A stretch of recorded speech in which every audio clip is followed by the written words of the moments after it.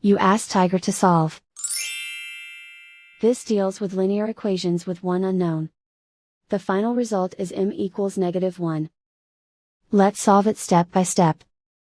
Simplify the expression. Expand the parentheses.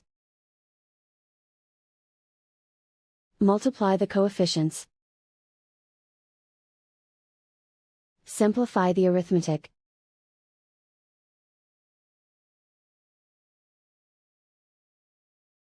Group all m terms on the left side of the equation. Subtract 8m from both sides. Group like terms. Simplify the arithmetic. Group like terms.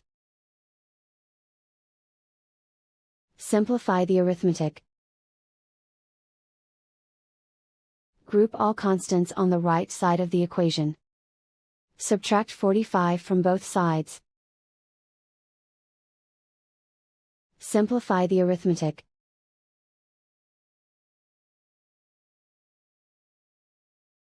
Isolate the m.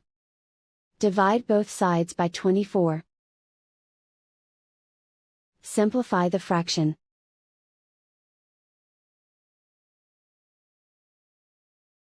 And so the final result is m equals -1.